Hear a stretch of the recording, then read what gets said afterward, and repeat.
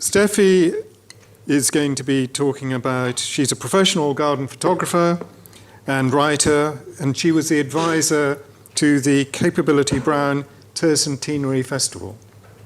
Over to you, Steffie. Thank you, Tim. Good afternoon, everybody. What a special day we're having. And Hal, I hope you're enjoying it. Yes. You look as though you are.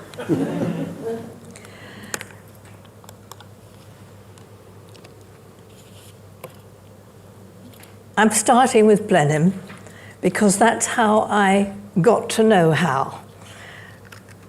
Through the chapter on Blenheim,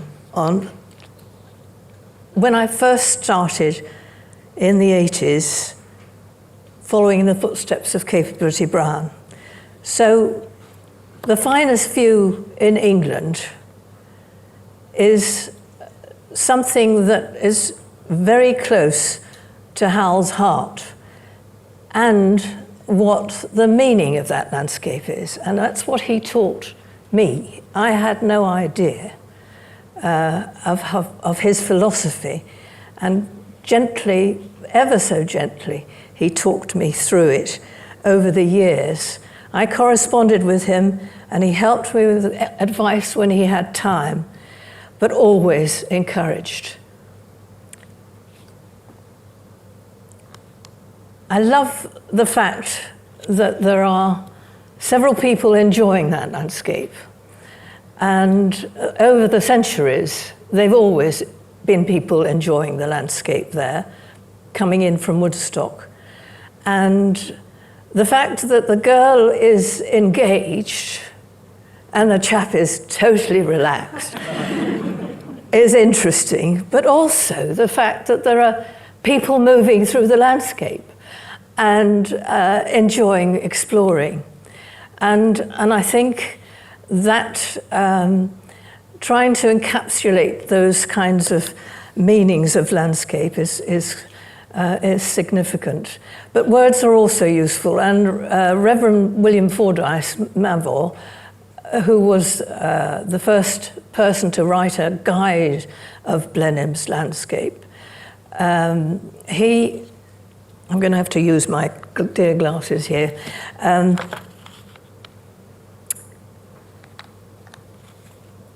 He was suggesting that the landscape was open for lots of people to enjoy. And those who arrive, they can go in the carriage or they can walk, but it's always been a place for people. And also, his words about Brown were interesting. To the picturesque landscape which pleases the sight, Blenheim adds the moral landscape that delights the mind. Well, the connection with Brown, I had to bring in this plan. It's a little-known landscape in Lincolnshire for a member of Parliament, the Heneage family. And Brown, it's the only Brown landscape in all my studies of Brown over many years that has vista lines in it. And from the house where the star is, looking out in two directions in particular, and they were not to be views not to be interrupted, a view to Sockby, a village on a far hill, and Mr. Brackenbury, and obviously a house in the setting. But the whole plan also suggests that there's a road going by and there are people looking into the landscape. And so it wasn't closed off and private, but people could actually see the beauty of the setting. So the good plan that Brown talked about, there once a good plan, certainly Hal produced amazing plans. Fast forward 200 years, and his analysis of those views is pivotal to understanding his work, as others have said already, and how he's taken on simplicity of vista lines and view lines into cones and things beyond, and even into cricket. So you can see the space for the cricket there. There's also at Hainton still cricket being played against Brocklesby, another brown landscape. And so cricket was important as well because of the interest of the interaction of the different people out of doors who could enjoy the game, the sport, the fresh air, the views, and the division of that landscape. There's plenty of space at Croome for Brown to get going, and his first holistic commission.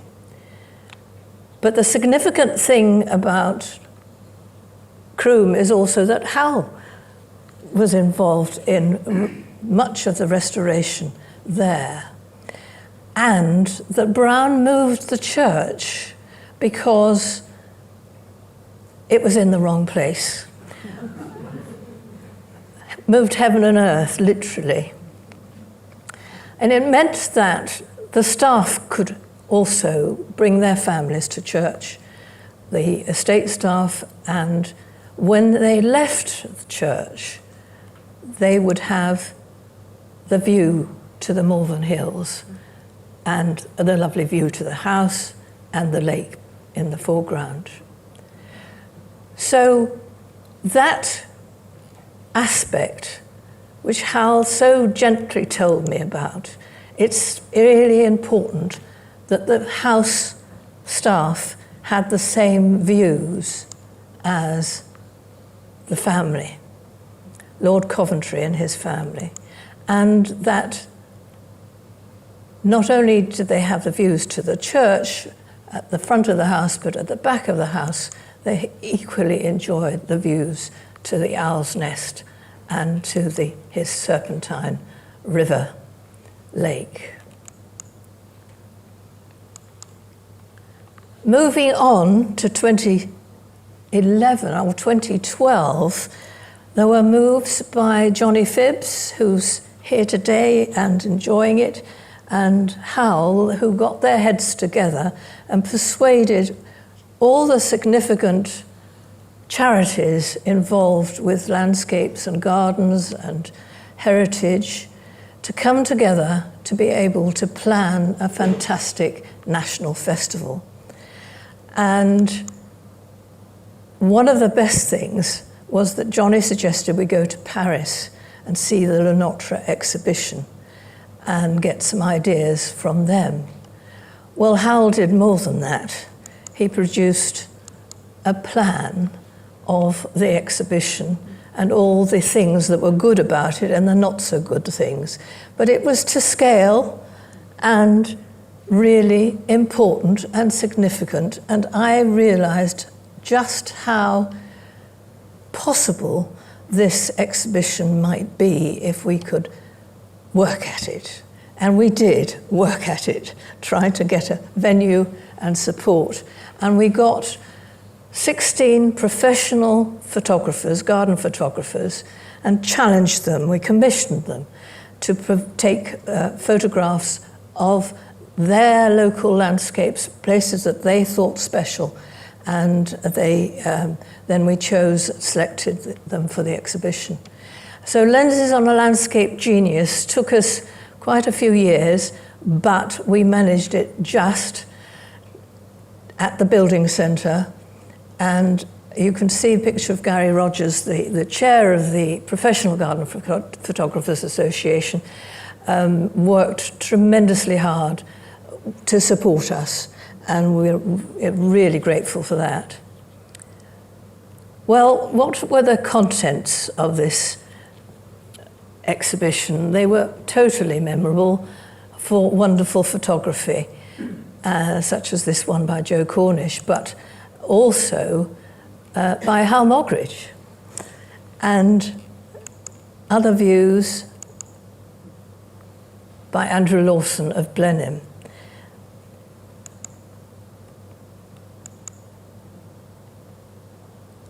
In the open air, all can appreciate landscape regardless of their class status.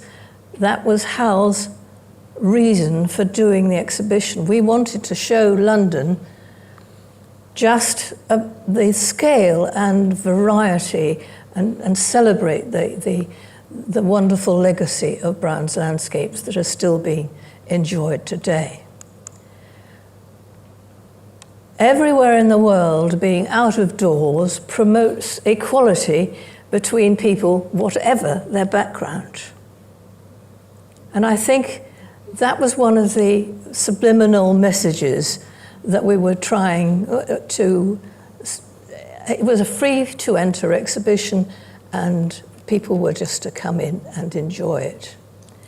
And one of the key aspects for me was not just the photography, but the fact that Hal produced these wonderful drawings that conveyed the one-room schoolhouse that Brown went to the Eton College that his son went to. Talk about upwardly mobile. In a drawing, one drawing shows the success of the famous Capability. And the drawings from Edward Hutchison, who's also here today, very generously. These drawings of Brown's had never been seen in exhibition before of Sion. They were never executed, although the Brown's Bridge at Burley was, which is another landscape which has always traditionally been open to the local townsfolk to come in and enjoy, especially on Sundays, obviously, when they're not working. The exhibition had a superb sculpture by John Edgar, and to our surprise, a direct descendant of Brown came to the exhibition, Michael Morris, and here he is talking to John Edgar with Cass, who's a big part of Hal's life and success, definitely. So, of course, there were plenty of photographs of the engineering and new panoramic fish-eyed lenses producing remarkable works as well. We tried to attract youngsters to show that Brown was still relevant, even though it was 300 years ago that he was born. And Hal's wonderful drawings of the lake shapes, that was another novelty to me. I mean, I've been walking the ground and studying Mr. Brown with my camera, but never occurred to me to do this comparison of all the different styles of the lakes. And so in few strokes, the position of each house to the water, but also the change in levels with the cascades.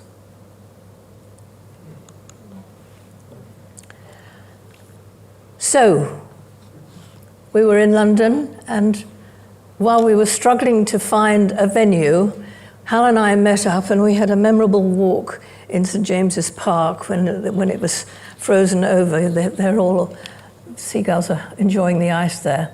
And we were talking about the views, and I had just been sent by a colleague in the Gardens Trust a newspaper cutting from the Public Advertiser in 1770, which mentioned about Brown, the engineer, working in St. James's Park. Now, Nash has always been the one who's followed on from, superseded anything that Brown designed in St. James's Park. But actually, the fact that Brown was already working on the drains, he put the groundwork in, even if the park never developed as he intended it. But what is interesting in this newspaper cutting of 1770 is that the principal point intended is to give a full view of Whitehall to the Queen's Palace and also of Westminster Abbey. And I thought about this, and the views are exactly the same views that Hal worked on when he was taking away some trees to Horse Guards, but it wasn't quite Whitehall. But those 3 points are still key to the importance and significance, and you won't get much more meaning from a landscape than politics, religion, and royalty. Powerful views.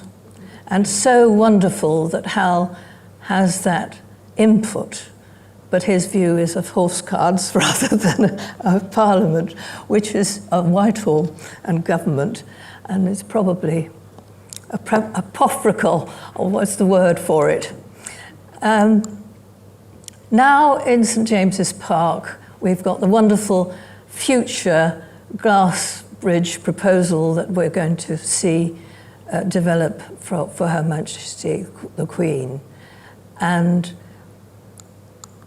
out in the parks, we'll be looking to see which bit did Hal do and which bit did Brown do? Are these, which one's Hal's trees, which one's are Brown's? Does it matter? Isn't it the fact that it's the sense of place that survives from both of them, and that the story is still told and understood? And I think the words of the latest chairman of the Gardens Trust, I pinched his words because I think they're worth repeating in this auspicious audience here. Landscapes only exist through the lens of people's perception. That's why everyone has a stake in these places, protected for the nation. Artists are able to make significant progress and change in the heart of a community, not just promoting access, but supporting people to find belonging where civic society might take decades. So Hal's still working and has been working and supporting us. We have, despite COVID and despite all the problems of raising funds, small charity like the Landscape Foundation, he has kept it going, and we've managed to pull off another expanded exhibition about Brown's landscapes, which we hope to travel, and we've started at Weston Park, and the exhibition is still on. And I do suggest and hope that you might go, take time to go. It has phenomenal photography this time, because Alan Pollock Morris, his photographs are with the highest resolution camera in the world. And he took his camera up with a drone, and these results are mind-blowing, of Brown's landscapes and Kim's, Henningham, and all sorts, all amazing works.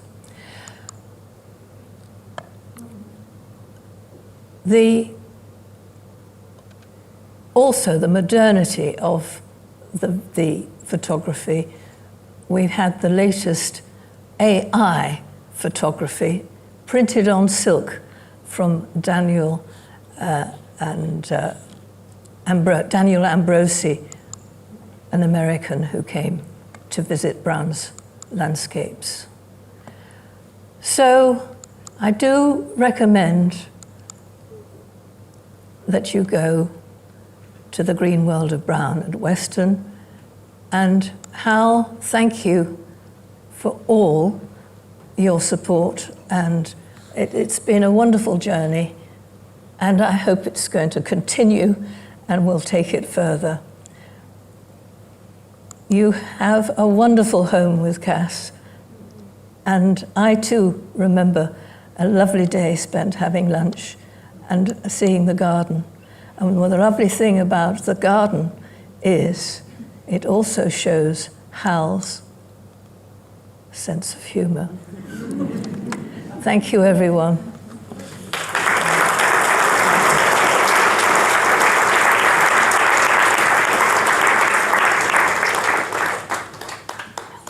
Steffie, thanks so much. And it shows how important it is to have superb photography to capture some of these landscapes.